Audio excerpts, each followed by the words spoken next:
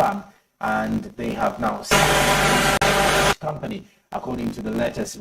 Now, after 8 years of non-execution, the Uganda government has terminated the contract of China Harbour Engineering Company to build the country's first phase of the standard gauge railway, which is a 273-kilometer line from Malaba to Kampala, according to this particular line, starting from the Malaba border post between Uganda and Kenya, was expected to cost around $2.2 billion.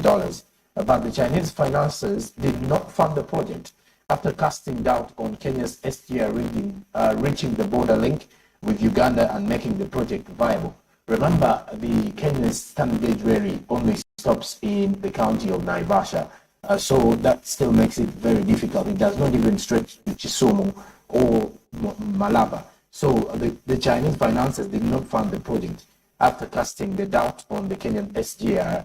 Now, so government has already decided to seek for a new financer in a Turkish company at the end of the day. But basically, we shall be giving you more of those particular updates on the same matter here on Business Today, as we will be digging deeper to understand how the government intends to execute the standard gauge railway and how viable will this new particular agenda be, and how will the Turkish company be able to kickstart off the journey for the standard gauge railway from one-stop border post up to the capital of Kampala, Uganda. Okay, that is it for KARIBU East Africa this particular morning. Let's go over to the international scene to see what is making headlines from the world of business.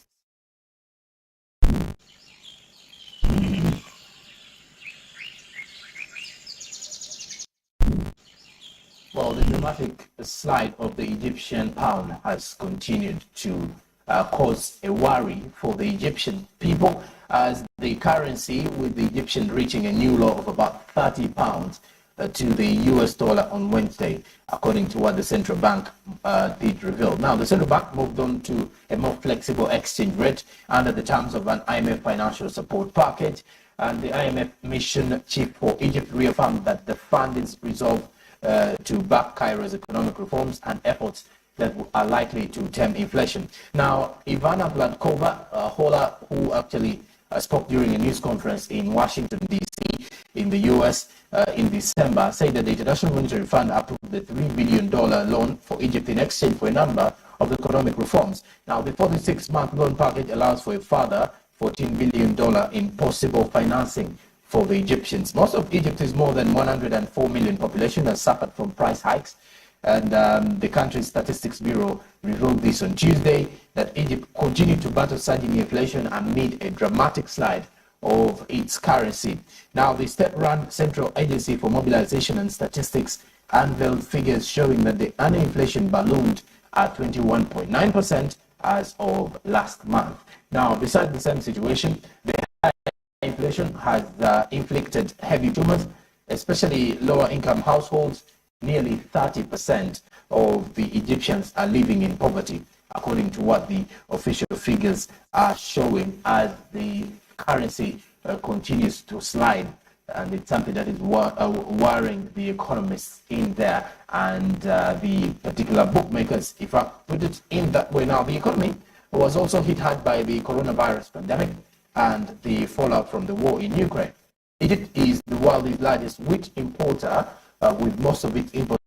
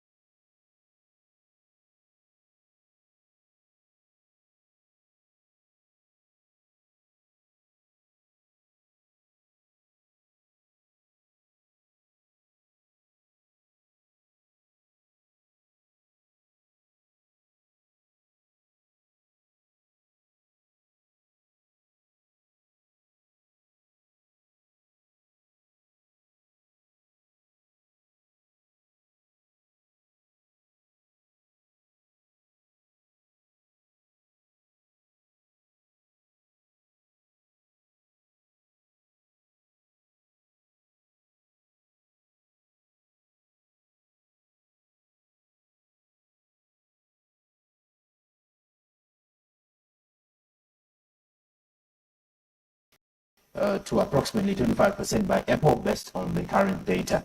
Now, at unofficial, China's aviation regulator did forecast that the international market could recover to about 80% of 2019 capacity levels by the end of the year, and China Daily reported this yesterday. Now, Ponti said his firm expected the Chinese outbound market would pick up strongly in the second quarter when airlines schedule capacity for spring and summer, which includes the May holiday, and then the Dragon Boat Festival in June, and the various summer holidays that are likely to come within the year. Now, the most popular destinations booked from China between December 26th and January 3rd were Macau, Hong Kong, Tokyo,